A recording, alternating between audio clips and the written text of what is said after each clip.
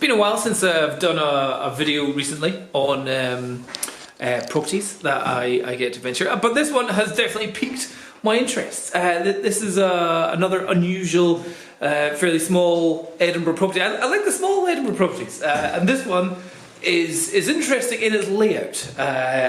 Once I do the floor plan, I'll put that somewhere over here. It's not too big. Good for a single person. It's quiet. It faces out to the rear garden, where it's like in a block of flats. It faces out to the rear, so you don't have any street noise or anything like that. It's got nice wooden flooring in here. I'm digging the fancy lights. They've got a nice light in there and a nice light over there. The kitchen. So this is interesting. Why have they kept this wall here? This wall just... It'd be better if they just took that wall out and had the kitchen come out all the way over here or something.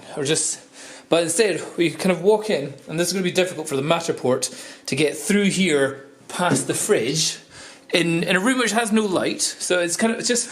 they've knocked through a wall here. So I don't know what this was in the past. And then they've for the guys that put in the kitchen here, must have been back-breaking work to get it all in here. So here, they've managed to got the washing machine, they've got the oven, cooker, microwave, extractor hood, fan. They managed to squeeze everything in, sink as well. So well done, builders that managed to do that. So yeah, I'm impressed with their compactness there. But still, I think there's a way to enhance this property by, if it's possible, to take away that wall. No, you don't even need to take away the whole wall, but just cutting a hole out there, it would bring so much more light into there, and it means you can move the fridge, which takes up this big block there, move that to somewhere else. But then the colour scheme gets a bit interesting. So we've gone from very neutral, very modern, very nice, dual colours. And then we go through to blue room, and then to the bedroom, which is yellow and orange. Again, with their nice little rail and contrasting cornice up there and everything. And then this is where it gets interesting again. So, they've managed to squeeze a double bed in. So, again, how we get the 3D scan Matterport around all these corners, I don't know. Then up to here, I haven't checked what's up here. But... bedding, cushions, pillows. Okay, so storage up there.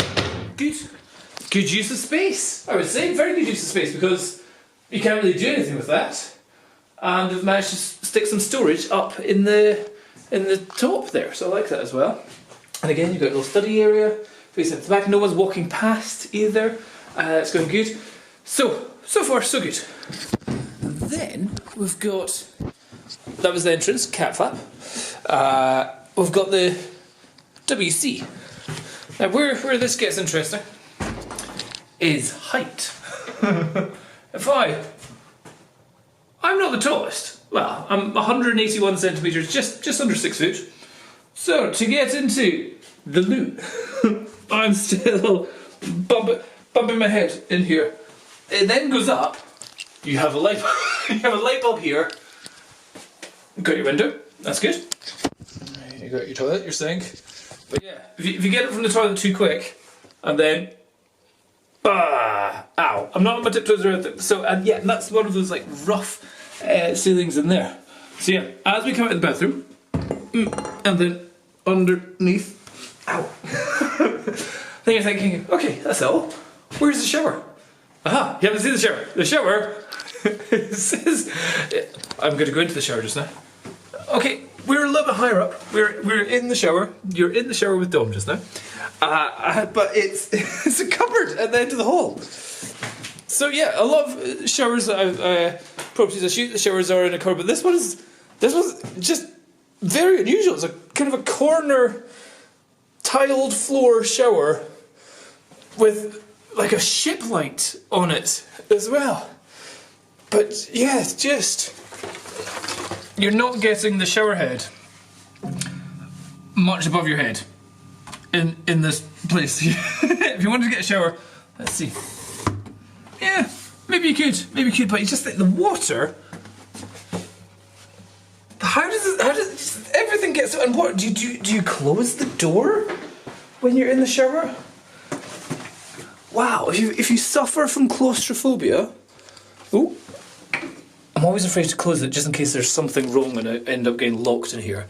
But you got your, this is your, that's it. Yeah, love it. Another unique Edinburgh property.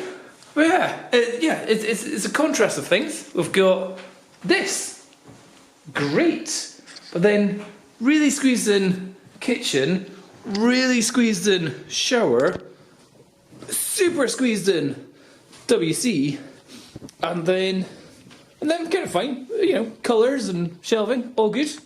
Go down there.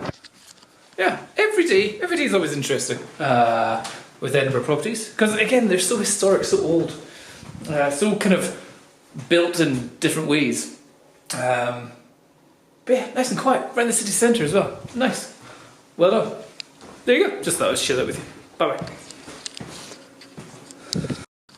And although I thought I was finished on that last video, I've gone into another property on the other side of town, and it's almost the same. They've done well. They've got in some nice lighting up in the ceiling here.